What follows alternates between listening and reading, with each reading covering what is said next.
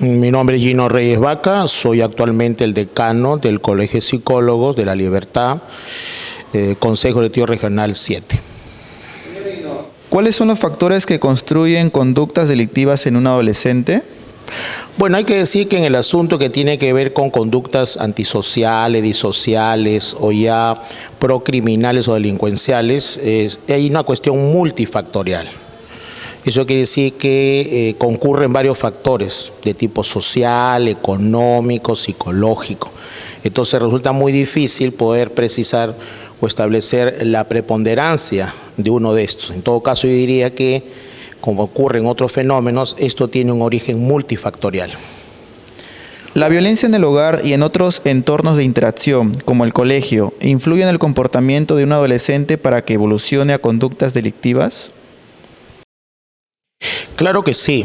Hay estudios que indican el nexo entre lo que ocurre en el ámbito familiar y el pronóstico de iniciarse en el mundo de lo antisocial, en el mundo delictivo. A partir de esa evidencia se entiende que es importante el trabajo en el hogar, en la escuela y en todo contexto en el cual se va a desenvolver el adolescente. Porque lo que sucede es que existen, así como existen factores de riesgo que seguramente exponen al peligro a que pueda haberse inmerso en una situación de tipo antisocial o delictivo, también existen los factores protectores. Entonces se entiende que hay que tener control, seguimiento, monitoreo en lo que es el desenvolvimiento o lo que hace o realiza el adolescente.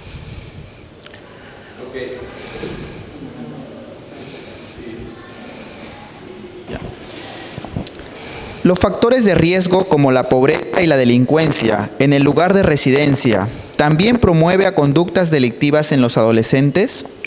Primero habría que hacer una aclaración. Uno, no hay una cuestión mecánica.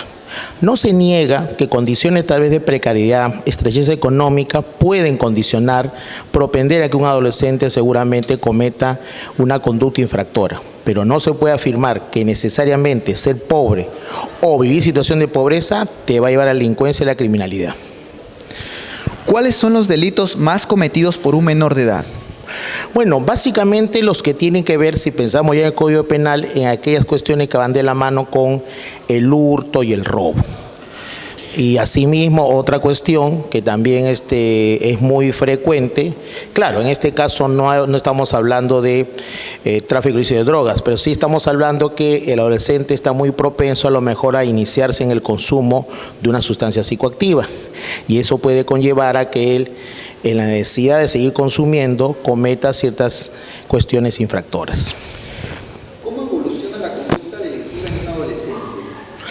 Bueno, hay que decir que todo es parte de una dinámica o un proceso. Cuando uno conoce casos emblemáticos, y voy a recordar uno, y para el caso de Trujillo, y no solamente Trujillo, sino el Perú, es como el caso de Gringallo, ¿no? El caso de Gringallo, obviamente, cuando uno indaga en su historia de vida, circunstancias, factores que lo conllevaron o precipitaron que él se viera inmerso en el mundo ya del delito. Entonces, sí, hay lo que se llama una socialización delictiva o una socialización criminal. ¿Cómo trabaja la psicología en estos casos de delincuencia juvenil?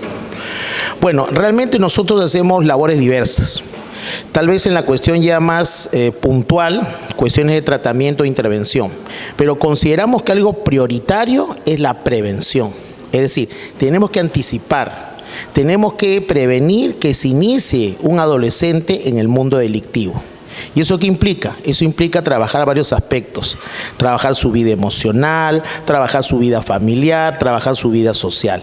Y eso compromete a ¿quiénes? A los padres. De ahí la importancia de trabajar, como se hace en las escuelas de padres, y trabajar con los adolescentes, lo que se denomina o conoce como habilidades socioemocionales o, para ser más amplio, las habilidades para la vida.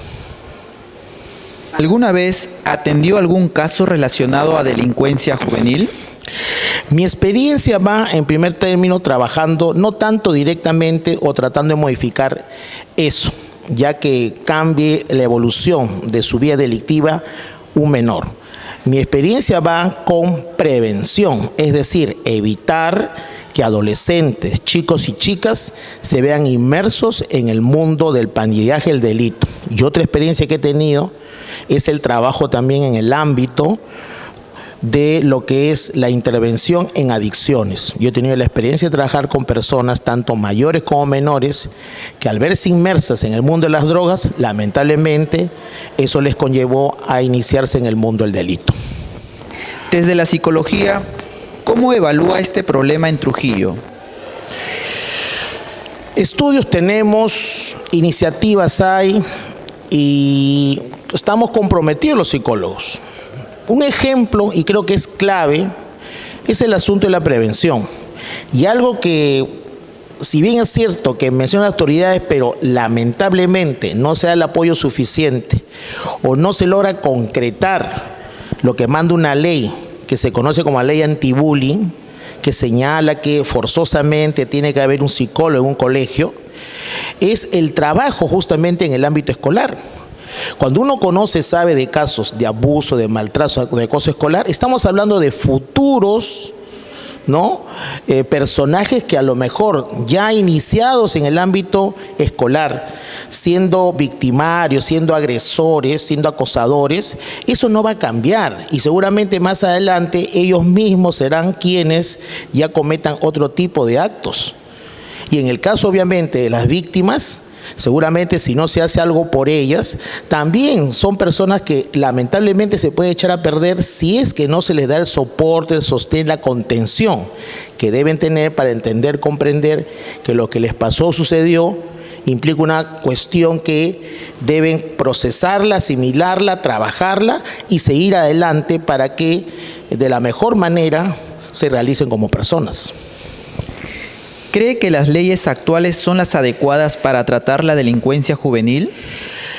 Diré que, como ya señalan los especialistas de derecho, leyes tenemos más que suficientes. ¿Cuál es el problema? El estricto cumplimiento de ellas. Sí, tenemos una legislación variopinta, e inclusive hasta se está mencionando en estos momentos de que se debe aplicar en algún momento, dependiendo de la edad que tenga el adolescente, aquello de que no se le debe considerar inimputable y que debe ser procesado como un adulto. Pero la pregunta es, ¿eso de tipo punitivo será la solución? Creo que no. Ahí solamente vemos la punta del iceberg, es decir, el adolescente en una situación A de delito o crimen. Pero no nos estamos dando cuenta en qué circunstancias se inició. Lo más importante, lo más relevante y lo menos oneroso que será trabajar la prevención más que la intervención. ¿Cómo define usted a la delincuencia juvenil?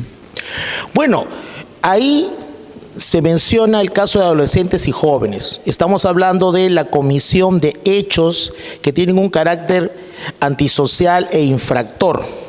Recuerden que en el caso de los adolescentes, siendo menores, no se puede hablar de delitos. Hay que hablar de conductas infractoras. Si hablamos de jóvenes, 18 en adelante, ahí sí hablamos ya de comisión de delitos. Pero inmersos están en ese problema tanto adolescentes, jóvenes, como también niños. Porque el concepto de delincuencia juvenil abarca estos segmentos, ¿no? Desde chicos que ya tienen seguramente entre 10, 11, 12, los que ya son estrictamente adolescentes y quienes inclusive logrando la mayoría de edad, también aún siendo muy jóvenes, ya están inmersos en cuestiones, repito, de tipo delictivo. ¿Qué alternativas propondría para solucionar el tema? Bueno, nuevamente insisto, si el asunto es multifactorial, implica varias respuestas de parte de la sociedad. De parte del Estado, de parte de la sociedad y de parte seguramente de los profesionales. Si ustedes me mencionan qué se hace, bueno, tal vez eso no es muy visible, no es muy patente, pero se hace mucho. Desde que ya un psicólogo está inmerso en actividades de trabajar proyectos, programas que tienen que ver con adolescentes, los adolescentes fortalezcan habilidades sociales, habilidades socioemocionales para la vida, ya estamos haciendo bastante por el adolescente. Lo estamos preparando para que lleve una vida constructiva, una vida que haga de él un buen ciudadano. Entonces, con eso, repito, hacemos mucho en las escuelas, se hace mucho en las comunidades y también hay que asumir que hay psicología trabajando en centros, llámese centros centros juveniles, haciendo labores tal vez de trabajo, de intervención, de inserción. También están aquellos psicólogos que trabajan por ONGs, directamente trabajo con adolescentes para evitar el asunto que se vean inmersos en conductas antisociales y delictivas. Para finalizar, ¿nos puede dar una reflexión sobre este tema de delincuencia juvenil, tanto en Trujillo como a nivel regional en La Libertad? Bueno, la reflexión que yo haría es, hay que trabajar bastante en el hogar. Hay varios conceptos para esto. El asunto, por ejemplo, de las familias fuertes, el asunto de trabajar seguramente estilos de crianza positivos. El asunto es que hay que trabajar y bastante con la familia.